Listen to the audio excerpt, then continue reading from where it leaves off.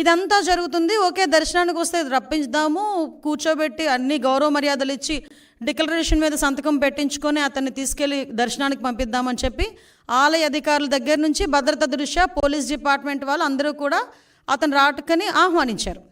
All of sudden అతనికి ఇష్టం లేకనో లేకపోతే ఇంట్లోంచి బయటికి తల్లి చెల్లికి పట్టిన గతి పడతాదని భయం వేసో తెలియదు, కానీ ఆటోమేటిక్గా లాస్ట్ మినిట్లో అయితే నేను వెళ్ళట్లేదు అని చెప్తూ కుంటి సాకులు చెప్పే పరిస్థితి వచ్చింది. ఏంటా కుంటి సాకులు అంటే డైరెక్ట్గా బయటకు వచ్చి మాకు నోటీసులు ఇచ్చారు అన్నారు. అరే, పోలీస్ యాక్ట్ సెక్షన్ 30 అన్నది ఈరోజు చంద్రబాబు నాయుడు గారు తీసుకొచ్చింది కాదు. నీకులాగా జీవో నెంబర్ 1 ఇచ్చి సభలు అది ఆపుదామని చెప్పి లోకేష్ గారు పాదయాత్ర చేసినప్పుడు వచ్చిన జీవోలు కాదు ఇవి. పోలీస్ యాక్ట్ సెక్షన్ 30 అన్నది ఎప్పుడైనా శాంతి భద్రతలకు విఘాతాలు కలుగుతాయి అనుకునేటప్పుడు డిపార్ట్మెంట్ వాళ్ళు రెగ్యులర్గా ఇచ్చే నోటీస్ అది. ఆ నోటీస్లో చాలా క్లియర్గా వైఎస్ జగన్మోహన్ రెడ్డి గారు ఆంధ్రప్రదేశ్ మాజీ ముఖ్యమంత్రి 27/9/24, 28/9/24 తేదీల్లో తిరుపతి తిరుమల పర్యటించనున్నారని ప్రభుత్వ అధికారిక సమాచారం ద్వారా తెలిసినది. ఈ పర్యటనలో శ్రీ వైఎస్ జగన్మోహన్ రెడ్డి గారు తిరుమలలో శ్రీ వెంకటేశ్వర స్వామి వారిని దర్శించుకోనున్నారు.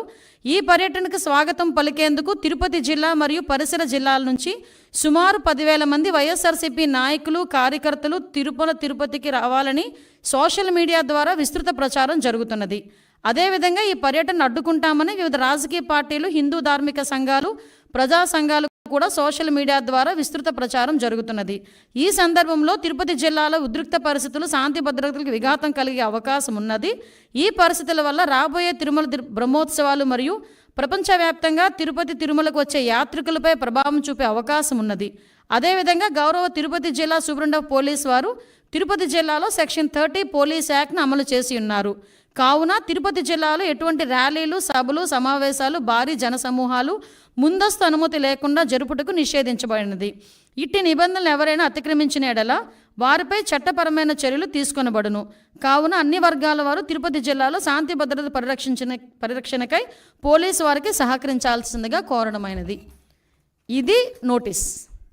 దీన్ని నిన్న కావాలని 10 సార్లు చూపించి ఇందులో ఏదో అతనికేదో నోటీసులు ఇచ్చామని చెప్పి మాట్లాడి ప్రజలకి ఒక రాంగ్ పర్సెప్షన్ క్రియేట్ చేయడానికని చాలా విశ్వ ప్రయత్నాలు చేశాడు జగన్మోహన్ రెడ్డి. నేనేమంటానంటే జగన్మోహన్ రెడ్డికి సూటిగా అడుగుతున్నా, జగన్మోహన్ రెడ్డికే కాదు వాళ్ళ తాలూకా నాయకులందరికీ కూడా, ఒక్క బైండ్ ఓవర్ అయినా మేము చేసామా? ఒక్క నాయకుడినైనా హౌస్ అరెస్ట్ చేసామా? ఒక్క నాయకుడినైనా ప్రివెంటివ్ అరెస్ట్ చేసామా? ఒక్క నాయకుడి ఇంటి దగ్గర పోలీస్ పహారా ఏమైనా ఉందా? కనీసం ఎక్కడైనా మీకు ఆయన ఎయిర్పోర్ట్లో నుంచి దిగిన తర్వాత మళ్ళీ అక్కడికి వెళ్ళినంత వరకు కూడా అతనికి భద్రత నిమిత్తం ఉండే పోలీసులు తప్పించి పోలీసులు భారీగా మోహరించిన పరిస్థితులు ఏమైనా ఉన్నాయా అంటే చాలా క్లారిటీగా క్లియర్గా ఎందుకు మేము ఆ నోటీసులు కూడా ఇవ్వాల్సి వచ్చింది అంటే కేవలం అక్కడ బ్రహ్మోత్సవాలు జరుగుతున్నాయి. ఈ కల్తీ నెయ్యి మీద సిట్ కూడా ఏర్పాటు చేయడం అయింది. ఒక పక్క నుంచి జగన్మోహన్ రెడ్డి మీద ఉన్న కోపంతో కొన్ని మంది ధార్మిక సంఘాలు కూడా కొన్ని సోషల్ మీడియాలో మొత్తం కొంతమంది మెసేజ్లు ఫార్వర్డ్ చేసుకున్నారు. At the same time YSRCP నాయకులు కూడా భారీగా జన సమీకరణ చేయడానికి వాళ్ళు సోషల్ మీడియాలో మెసేజ్లు ఫార్వర్డ్ చేసుకున్నారు.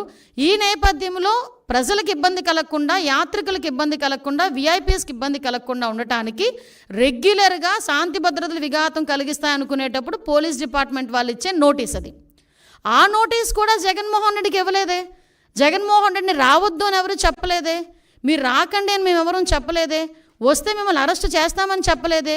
ఏ రోజు చంద్రబాబు నాయుడు గారిని ఎయిర్పోర్ట్లోనే ఆపేసినట్టుగా మేము ఎప్పుడు ఆపడానికి మేము ప్రయత్నం చేయలేదే. నిజంగా జగన్మోహన్ రెడ్డి గారిని ఆపాలనుకుంటే ఆయన ఇంత ధైర్యంగా ఈ సెంట్రల్ జైలు విజిట్లు చేసేవాడు ఆయన? ఎంతమంది సెంట్రల్ జైల్లో ఉంటే విజిట్లు చేశాడు ఆయన? మేము ఎప్పుడైనా ఆపామా? అంటే విషయం ఏంటంటే మేము ప్రజాస్వామ్యబద్ధంగా ముందుకెళ్తున్నప్పుడు మా మీద బురద చల్లటానికి పోలీస్ నోటీసులు నాకు ఇచ్చారు అని చెప్పి నిన్న అతనికి వెళ్ళడానికి ఫస్ట్ ఆఫ్ ఆల్ అతనికి వెళ్ళడానికి ఇష్టం లేదు తిరుమల తిరుపతి దేవస్థానానికి. దట్టు డిక్లరేషన్ ఇచ్చేయడానికి అసలు ఇష్టం లేదు. మళ్ళీ నేను నొక్కి పెడుతున్నా, డిక్లరేషన్ వన్స్ ఇచ్చి కనుక ఆయన టెంపుల్లోకి వెళ్తే వాళ్ళ ఇంట్లో తల్లికి చెల్లికి బట్టిన గతే అతనికి పడతాదేమో అన్న ఉద్దేశంతో అతను వెళ్ళడం మానేశాడు. ఆ మర్మం ఏంటో మీరే గ్రహించండి. అంటే విషయం ఇది అయింది. తర్వాత ఈరోజు ఒకవైపు నుంచి తిరుమల తిరుపతి దేవస్థానానికి బ్రహ్మోత్సవాల టైంలో రాజకీయ నాయకులే కాదు, సుప్రీంకోర్టు జడ్జెస్, వివిధ విఐపీలు, వివిఐపీలు అందరూ వస్తారు. ఆ భద్రత కూడా మాదే బాధ్యత. ఆ భద్రత నేపథ్యంలో మేమందరం కూడా ఎట్టి పరిస్థితుల్లోని శాంతి భద్రతలు విఘాతం కలిగించకూడదని చెప్పి నోటీసులు ఇస్తే దాన్ని ఈ రకంగా మాట్లాడి టాపిక్ని డైవర్ట్ చేయడానికి నోటీసుల వైపు తీసుకొచ్చాడు. ఇతగాడు మళ్ళీ మేమేదో డైవర్షన్ పాలిటిక్స్ చేస్తున్నామని మాట్లాడతాడు. అరే ఇప్పటికీ కూడా మేము స్టాండ్ అయి ఉన్నాం. కల్తీ నెయ్యి ఉంది, కల్తీ నెయ్యి అయితే లడ్డూ ప్రసాదంలోని కల్తీ నెయ్యి చేర్చారు, కల్తీ నెయ్యితో ప్రసాదం తయారు చేయబడింది. దాని గురించి అని ముఖ్యమంత్రి హోదాలో ఉన్న చంద్రబాబు నాయుడు గారు కానీ, ఉప ముఖ్యమంత్రి హోదాలో ఉన్న పవన్ కళ్యాణ్ గారు కానీ, లోకేష్ బాబు గారు కానీ మేమందరం మాట్లాడుతున్న ఈ నేపథ్యంలో దాని గురించి మాట్లాడండి అంటే దాని గురించి మాట్లాడకుండా నేను మెట్లు ఎక్కుతాను, ఏంటది దర్శనానికి వెళ్తాను అని చెప్పి డైవర్ట్ చేయడానికి ప్రయత్నం చేసింది నువ్వు. ఈరోజు మళ్ళీ తిరిగి డైవర్షన్ పాలిటిక్స్ అని చెప్పి మా మీద మాట్లాడే పరిస్థితి కనిపిస్తూ ఉంది. ఈ నేపథ్యంలో ఒక గోల్డెన్ వర్డ్ వచ్చింది నిజంగా, లడ్డు నాణ్యత అట, లడ్డు టేస్ట్ అట. అరే నాకు అర్థం కాంది, జగన్మోహన్ రెడ్డి ఏ రోజైనా లడ్డు టేస్ట్ చేశారా?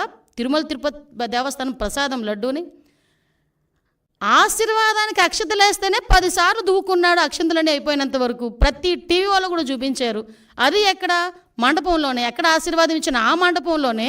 ఇంకా సాల్వ్ అయ్యక ముందే అక్షంతలు వేసిన దానికి, ఆ పంతులు అక్షంతలు వేసిన దానికి మనమైతే ఆ అక్షంతలు ఎప్పుడు ఉంటాయా, ఉంటే బాగున్ను, రోజంతా ఉంటే బాగున్ను, ఆశీర్వచనం అనుకొని మనం చక్కగా బయటకు వస్తాం.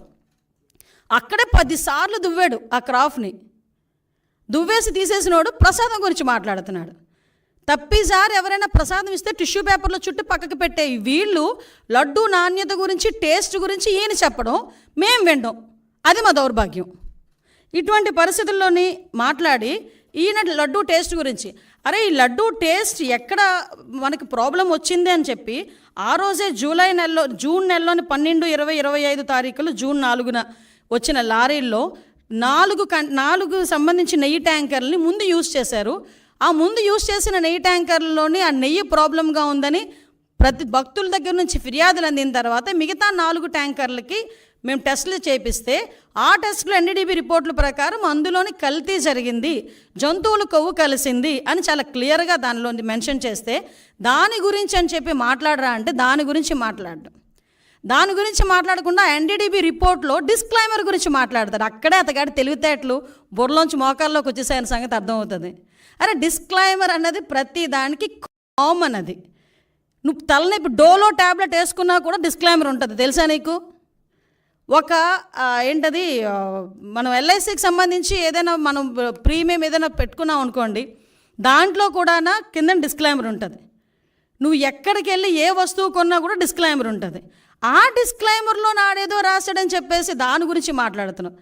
వీళ్ళు జరిగిన తప్పుని కప్పిపుచ్చుకునే ప్రయత్నం చేస్తున్నారు తప్పించి జరిగిపోయిన తప్పుని జరిగిందని ఒప్పుకోవడం కానీ దానికి క్షమాపణలు కోరడం కానీ జరగట్లే, అది కనిపించట్లే. ఆవిడ అనకూడదు కానీ స్పీకర్ పొజిషన్లో ఏం మాట్లాడతాడండి? ఆవట పామాయిలు ఈ సంబంధించిన ఆయిల్ ఫుడ్ ఎక్కువ తినేసిందంట, అందుకని ఆ వచ్చిన పాలులోని అందులోకి వచ్చిన నెయ్యిలోని కూడా కొవ్వు కలిసిందట. ద గ్రేట్ జనరల్ సెక్రటరీ, అతను పెద్ద లాయరు, అతగాడు మాట్లాడతాడు పంది కొవ్వు రేట్ల గురించి మాట్లాడతాడు. అంటే వీళ్ళ తాలూకా స్థాయి, వీళ్ళ తాలూకా ఆలోచన పరిజ్ఞానం ఎలా ఉందో ఆలోచించండి. అంత కాస్ట్లీ పంది కొవ్వట ఈ నెయ్యిలో కలిపేస్తారా అని అడిగాడు. అంటే అతగాడి తాలూకా తెలివితేటలు ఇలాంటి వాడిని పెట్టుకుని చేశారు. దీవన్నిటికీ కూడా సిట్ ఏర్పాటు చేస్తే సిట్ కూడా సొంత మనుషులతో చేయించారు సిట్ అన్నాడు. లేకపోతే సాక్షి ఉద్యోగస్తులతో ఏమంటారా? సాక్షి ఉద్యోగస్తులతో వేసేది సిట్ కాదయా, ప్రభుత్వ ఉద్యోగస్తులతో వేసేది సిట్టు. ఈ అధికారులందరూ కూడా నీవు పనిచేసినప్పుడు నువ్వు ముఖ్యమంత్రి